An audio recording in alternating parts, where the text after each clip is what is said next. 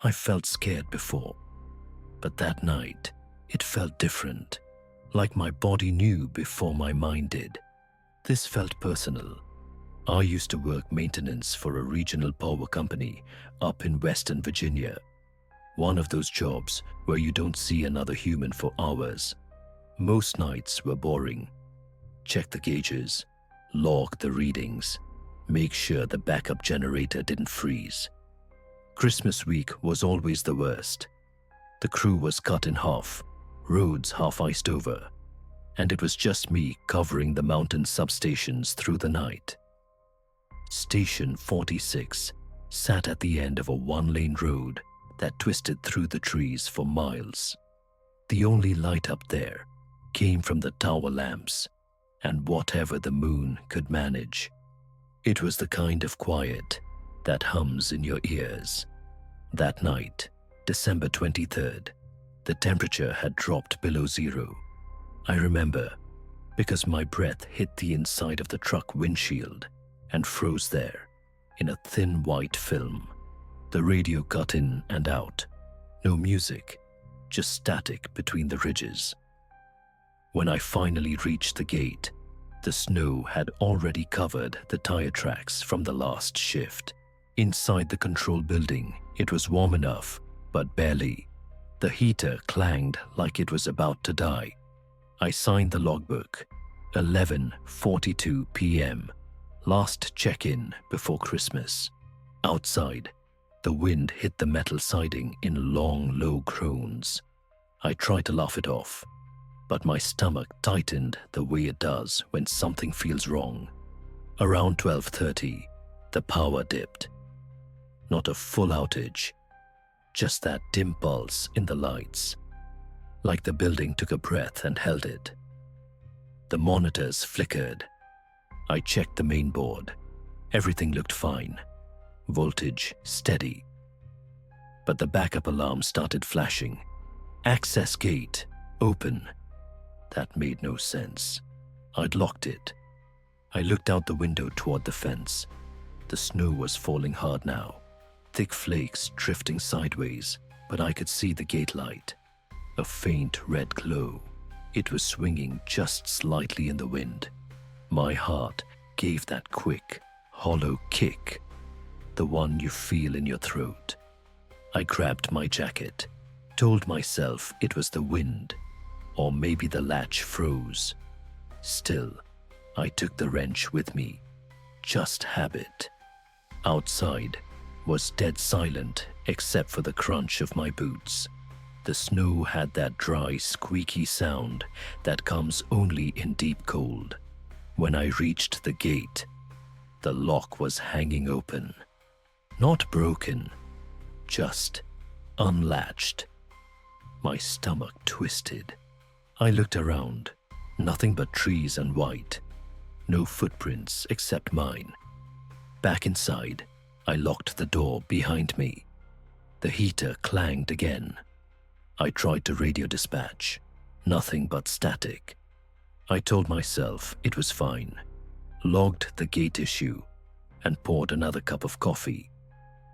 That's when the motion sensor beeped. One short tone, the kind that means movement near the fence. Then another. I checked the monitor feed. Black screen. The camera had frozen. For a long minute, I just stood there, listening. The wind had stopped. The whole mountain felt hollow. Then, from outside, came a sound I'll never forget. A long, slow scrape against the metal siding. Not fast, not like a branch. It was deliberate. One side of the building to the other. Every instinct I had told me not to move, but I had to check the generator. If the lines went down during the storm, I'd be trapped up there. I turned the key light on and stepped outside. The air hit me like glass. The snow was shin-deep, untouched. No prints, no marks on the walls. But the sound hadn't been in my head. There were streaks along the siding, low, almost at knee height, like something had been dragged there. I followed them around to the back corner where the generator shed sat. The door was cracked open. I know I latched it earlier. When I pushed it open, the smell of warm metal and diesel hit me. The generator was running fine. But there was something else. A trail of melted snow across the concrete floor, leading behind the fuel tank. I leaned down to look. My heart was pounding so loud it drowned everything. Nothing there, just that wet trail, stopping halfway. I backed out slowly and shut the door.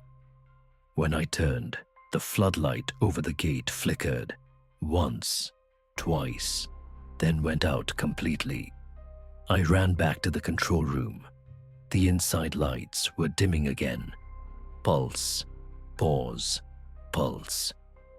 The monitors blinked to life for a second, static. Then one frame froze. A shape, standing just inside the fence line, half buried in snow. The feed went black. I shut everything down but the emergency lamps and waited for dawn. My hands wouldn't stop shaking long enough to pour coffee. Every creak of the heater made my stomach tighten. The scraping sound came back once more just before first light.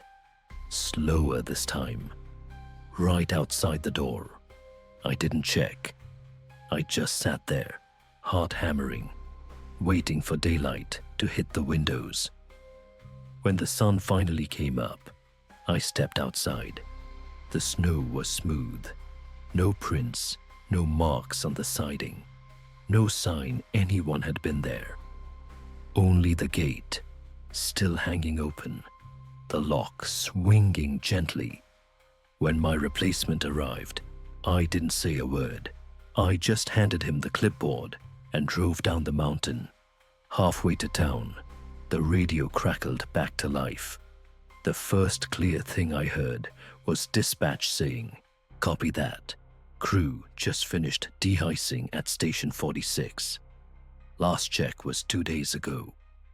I nearly drove off the road. I looked at the time log I'd signed before. 11:42 p.m., December 23rd. But the date on the radio said December 25th. I'd lost almost 40 hours. I quit a week later. They said I must have fallen asleep, but I know I didn't.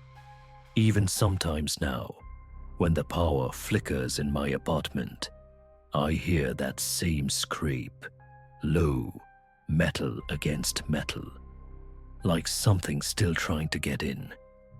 Thanks for watching No Sleep Tonight. And if you enjoyed the video, don't forget to like, share, and subscribe. It truly helps this channel grow and keep these horrors coming. I'll see you in the next video. And until then, sleep well.